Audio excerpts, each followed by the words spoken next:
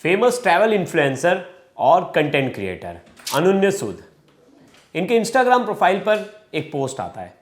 उस पोस्ट में उनके घर वाले ये बताते हैं कि अब अनन्य सूद हमारे बीच नहीं रहे और इस दुख की घड़ी में आप हमें समय दीजिए, कोई घर के बाहर भीड़ ना लगाए और हम एकांत और शांति चाहते हैं। उन्होंने इस पोस्ट से बताया कि अनन्य सूद अब इस दुनिया में नहीं रहे और इतने फेमस व्लॉगर कह लीजिए, ट्रैवल इन्फ्लुएंसर कह लीजिए, कंटेंट क्रिएटर कह लीजिए, सब चीज़ में माहिर थे। और वो रिसेंटली लास वेगस गए थे और लास वेगस में एक कार की इवेंट थी। उस कार के इवेंट में वो कुछ फोटोग्राफ्स भी उन्होंने डाल रखी थी और उस इवेंट में वो भाग ले चुके थे। अचानक से खबर आती है कि उनकी मौत हो गई है, लेकिन हर किसी के मन में एक सवाल था, सिर्फ एक सवाल, कि कारण क्या है, मौत कैसे हुई। उसका जवाब कहीं नहीं था, ना कोई पोस्ट थी, ना घर वालों ने कुछ बताया, ना उनके दोस्त यार कुछ रिप्लाई कर रहे थे, उन्हें भी कुछ किसी बारे में पता नहीं था। अचानक से एक दिन बाद उनकी गर्लफ्रेंड बताया जा रहा है कि शिवानी परिहार, वो भी डिजिटल कंटेंट क्रिएटर हैं और उन्होंने एक पोस्ट डाली इंस्टाग्राम पर और वो आप कह सकते हैं स्टोरीज थी। और स्टोरी में उन्होंने एक भावुक पोस्ट लिखा जिसमें उन्होंने लिखा कि मैं आपके बिना कुछ भी नहीं हूँ और आपके बाद भी मैं आपकी यादों में ही रहूँगी, इस तरह का पोस्ट था। लेकिन उन्होंने भी नहीं बताया कि कारण क्या था। अब बहुत लोगों ने अज्यूम करना शुरू कर दिया कि इस कारण हुआ होगा, कोई बोल रहा है एक्सीडेंट हो गया, तमाम तरह के जो कह सकते हैं स्पेकुलेशन है वो सोशल मीडिया पर वायरल है। हर कोई अपनी थ्योरी दे रहा है, हर कोई अपना रीज़न बता रहा है, लेकिन हर किसी का सवाल एक ही है कि मौत हुई कैसे। क्योंकि कोई नहीं बता रहा है तब ये थोड़ी चीज़ें सस्पिशियस लगती है कि अगर मौत का कारण छुपाया क्यों जा रहा है। अक्सर हमने देखा है सेलिब्रिटीज़ या कोई भी फेमस शख्स या उनकी इस तरह से मौत होती है अचानक से, तो दो रीज़न होता है। एक रीज़न तो आप समझ सकते हो कि कोई दुर्घटना या कोई ऐसी चीज़ हो गई अनहोनी जिसके बारे में घर वाले बताना नहीं चाह रहे। एक, उस दुर्घटना में अगर कोई ऐसी चीज़ पाई जाती है या कुछ ऐसा इन्वॉल्वमेंट है जिससे उस शख्स की छवि पर कुछ आरोप लगे या उसकी छवि खराब हो।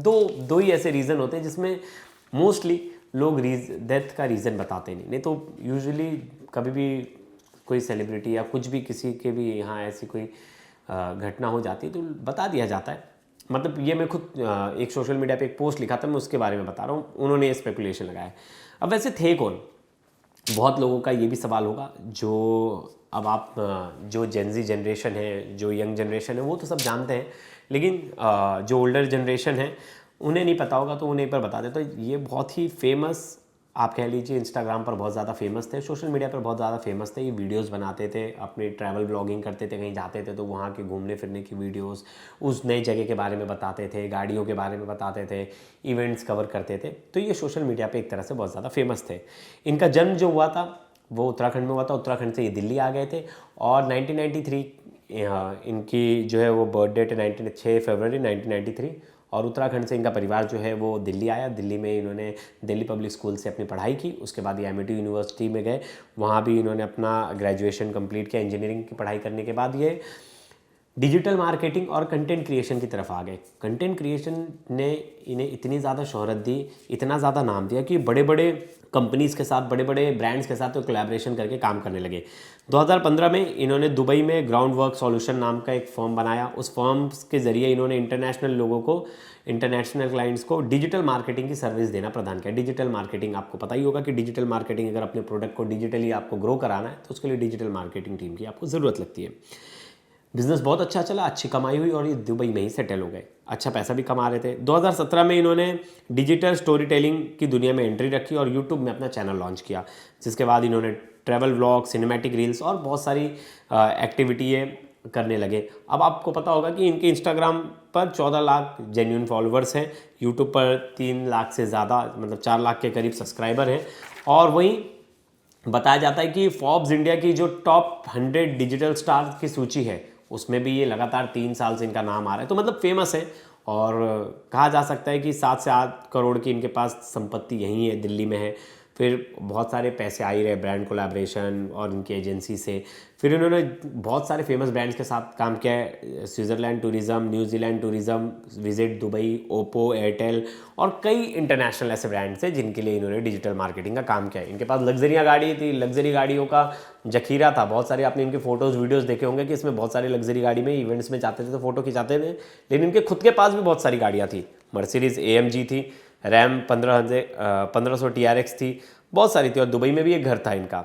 तो इनके बारे में आप जितना मैं पढ़ रहा हूँ उसके हिसाब से ये काफ़ी अच्छा कमा रहे थे, काफ़ी लाइफ में अच्छा कर रहे थे और हर किसी का आइडियल होता है। ऐसे कोई अच्छा ट्रैवल इन्फ्लुएंसर कुछ अच्छा करे तो बहुत सारे लोगों का आइडियल होता है और अचानक से उनके आइडियल के साथ ऐसी कोई दुर्घटना हो जाए या ऐसा कुछ हो जाए, अचानक से खबर आई कि उनकी मौत हो गई है और उसके बाद जानकारी ना मिले कि मौत किस कारण से हुई, हर कोई परेशान होता है। और बहुत सारे लोग इसी परेशानी में फिर एक रिपोर्टर है, उन्होंने शायद लास वेगास की जो पुलिस है उनसे बात करने की कोशिश की तो पुलिस ने बताया हाँ हमें इसकी जानकारी मिली है कि इस नाम के शख्स की डेड बॉडी मिली थी, लेकिन कारण नहीं बताया गया पुलिस की तरफ से, अभी तक कोई कारण नहीं बताया गया कि किस वजह से उनकी मौत हुई है।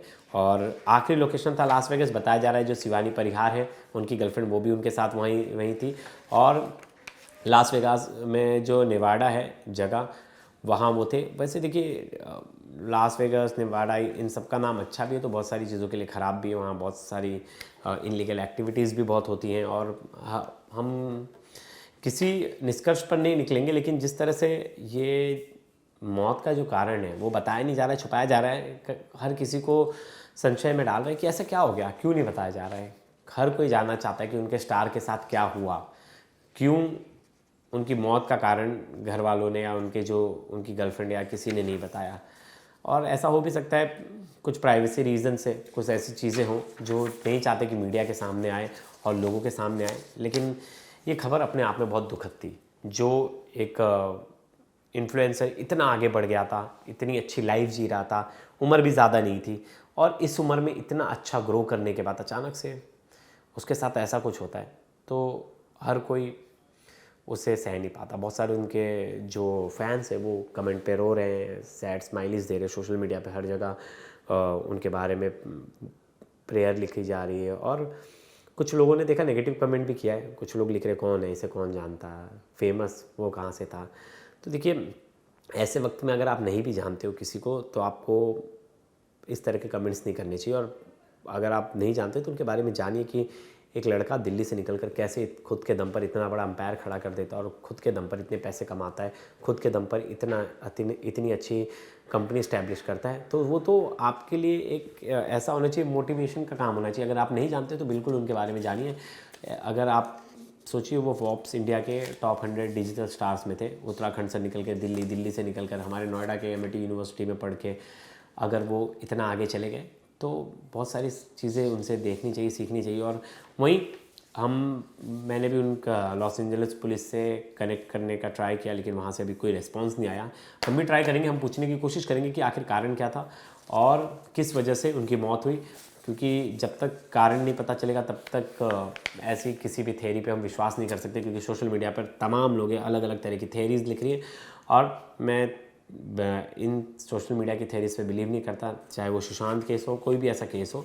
हाँ, फैक्चुअल चीज़ों पे बात होगी और अगली वीडियो में मैं ट्राई करूँगा कि मैं वहाँ से कुछ फैक्ट निकाल के आऊँ। मेरे बहुत सारे दोस्त हैं वहाँ भी जो जर्नलिस्ट हैं, मैं उनसे भी कनेक्ट कर रहा हूँ और ढूंढने की कोशिश करेंगे कि आखिर अनन्य सूद की मौत कैसे हुई और क्यों हुई। उनके घर वालों से भी बात करने की कोशिश जारी है, लेकिन मुझे लगता है इस वक्त अगर उन्होंने पीस मांगा है, वो कह रहे हैं कि हमें शांति चाहिए, अभी कोई उन्हें परेशान ना करे, तो उनके घर वालों से तो बातचीत नहीं की जाएगी। लेकिन बाकी जो उनके दोस्त यार हैं और कोई भी हैं जिसके पास ये जानकारी होगी अगर थोड़ी सी भी, तो मैं आप तक लेकर आऊँगा।